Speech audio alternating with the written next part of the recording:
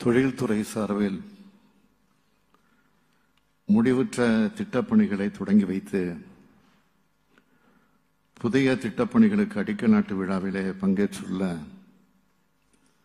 மாண்புமிகு தொழில்துறை அமைச்சர் முனைவர் டிஆர்பி ராஜா அவர்களே, தலைமைச் செயலாளர் திரு முருகானந்தம் ஐஏஎஸ் அவர்களே, செயின்கோவின் நிறுவனத்தின் முதன்மை செயல் அலுவலர் திரு சந்தானம் அவர்களே, ஓம்ரான் நிறுவனத்தின் மேலாண்மை இயக்குநர் திரு டாகுடோ இவானாக்கா அவர்களே, சிஐஏ தமிழ்நாடு தலைவர் ஸ்ரீ வத்சம் அவர்களே, செம்கார்ப் நிறுவனத்தின் முதன்மை செயல் அலுவலர் திரு விபுல்துலி அவர்களே, கிரீன்கோ குழுமத்தினுடைய தலைவர் திரு மகேஷ் அவர்களே,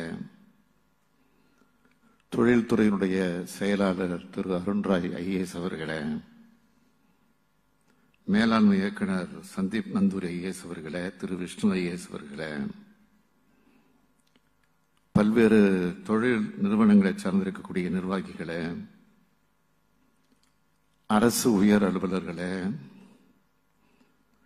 பத்திரிகை மற்றும் ஊடகத்துறையை சார்ந்திருக்கக்கூடிய நண்பர்களே,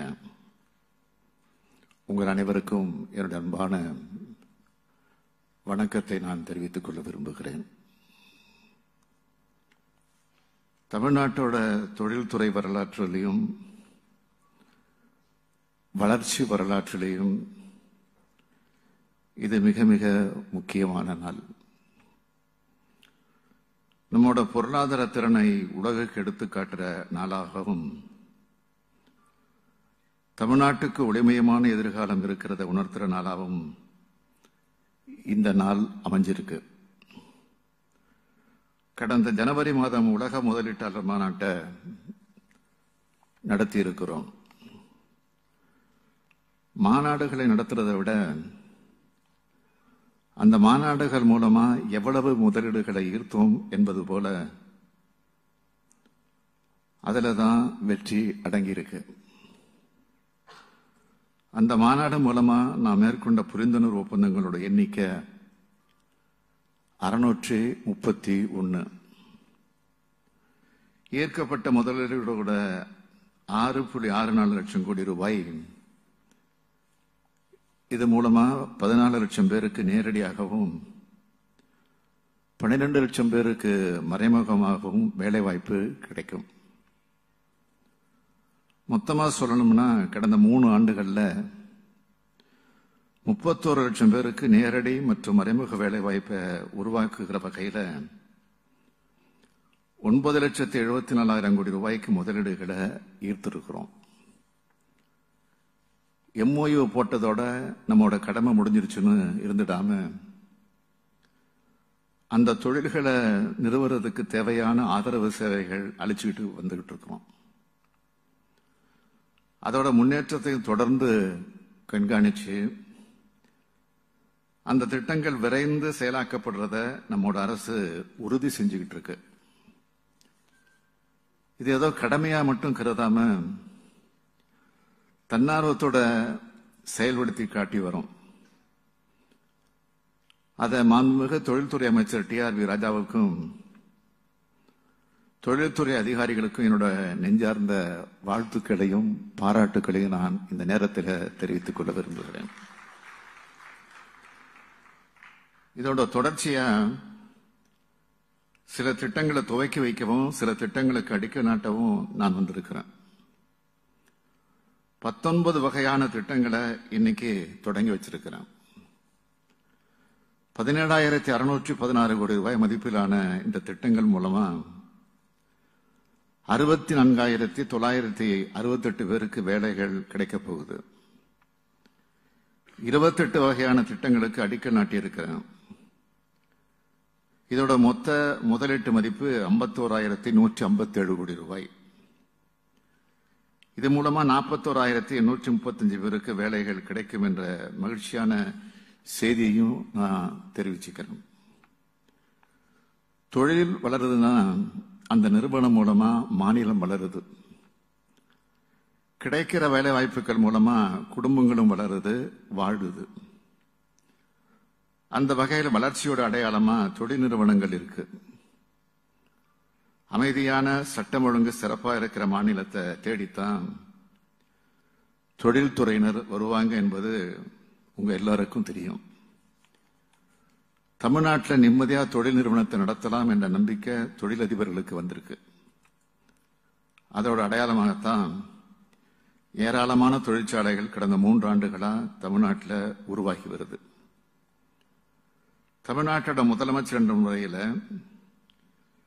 அனைத்து தொழில் நிறுவனங்களுக்கும் தொழிலதிபர்களுக்கும் என்னுடைய நெஞ்சார்ந்த நன்றியை நான் இந்த நேரத்தில் தெரிவிச்சுக்க விரும்புகிறேன். உங்களுக்கு என் அன்பான வேண்டுகோள் என்னவென்றால், நீங்கள் தொழில் நிறுவனங்களை தொடங்கினா மட்டும் போதாது, உங்களை மாதிரி இருக்க மற்ற தொழில் நிறுவனங்களையும் தமிழ்நாட்டுக்கு அழைச்சிக்கிட்டு வாங்க, தொழில் தொடங்க வையுங்க. தமிழ்நாட்டு அரசோட தொழில்துறை தூதுவர்களா நீங்க எல்லோரும் மாறணும்னு கேட்டுக்கிறேன். நாங்க ஆட்சி பொறுப்பேற்ற இந்த 3 ஆண்டுகள்ல எண்ணற்ற தொழில் திட்டங்களை தமிழ்நாடு ஈர்த்திருக்கு.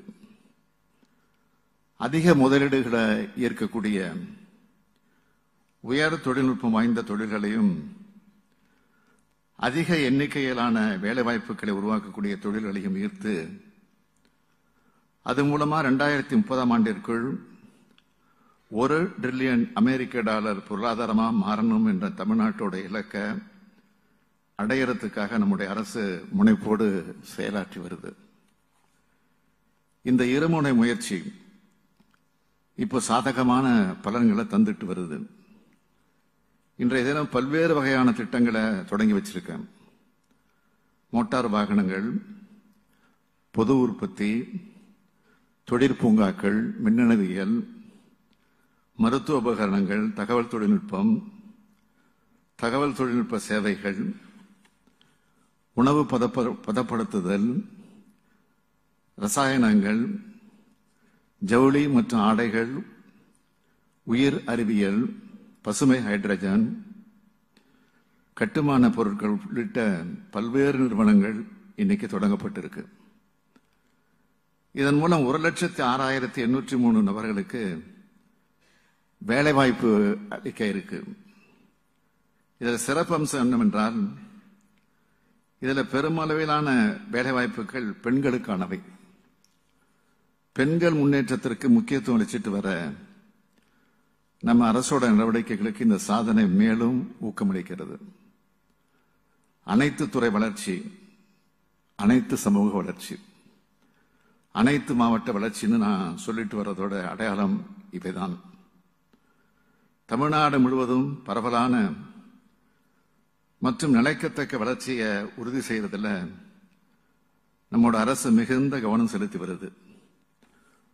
மாநிலத்தோட பல்வேறு மாவட்டங்கள்ல தொழில் திட்டங்கள் தொடங்கப்படுறதுனால அந்த மாவட்டங்களில் உட்கட்டமைப்பு வசதிகள் மேம்படுத்தப்படுது. ஆயிரக்கணக்கான இளைஞர்கள் மற்றும் பெண்களுக்கு அவர்கள் வசிக்கிற பகுதிக்கு அருகிலேயே வேலைவாய்ப்புகள் பெருமளவு உருவாக்கப்பட்டிருக்கு. இதன் மூலம் அந்த பகுதிகள் உறுதியா சமூக பொருளாதார வளர்ச்சி பெறணும்னு தெரிவிச்சுக்க விரும்புகிறேன். திறன்மிகு தொழிலாளர் இருக்கக்கூடிய மாநிலம், இந்தியாவிலே அதிக எண்ணிக்கையிலே பெண் தொழிலாளர் கொண்ட மாநிலம்னு பல்வேறு சிறப்பம்சங்களை தமிழ்நாடு கொண்டிருக்கு. மாநிலத்தோட பெண்களோட கல்வி அறிவையும் வேலைவாய்ப்பு விகிதமும் நாட்டின் சராசரியை விட அதிகமாக இருக்கு. நாட்டிலேயே பெண்களுக்கான மிகவும் பாதுகாப்பான மாநிலம் தமிழ்நாடுன்னு உலகம் முழுக்க தெரியும். உட்கட்டமைப்பு தொடர்பான தொழில்துறை வளர்ச்சி வணிகம் செய்கிறதை எளிதாக்குது. சமூகத்தோட அனைத்து பிரிவினருக்கும் வாழ்க்கை வசதிகள் எளிதாக்குறது. இவையெல்லாம் அரசோட குறிக்கோள்கள். இதை செயல்படுறதுக்காகத்தான் எங்களுடைய கடமையாக கருதுகிறோம். உலகமெங்கும் இருக்க முதலீட்டாளர்கள் விருப்பத்தோட தேர்வு செய்யறத மாநிலமா தமிழ்நாடு விளங்குறதுன்னு என்பதற்கு இன்றைய நிகழ்வே ஒரு எடுத்துக்காட்டு. 130க்கும் மேற்பட்ட ஃபார்ச்சூன் 500 நிறுவனங்கள் தமிழ்நாட்டை தேர்ந்தெடுத்து உள்ளதும் தமிழ்நாட்டோட முதலீட்டு ஈர்ப்பு திறனுக்கு அத்தாட்சியா விளங்குது. மிகுந்த திறமையும் படைப்பாற்றலும் கொண்டவங்க தமிழ்நாட்டோட துடிப்பான இளைஞர்கள்.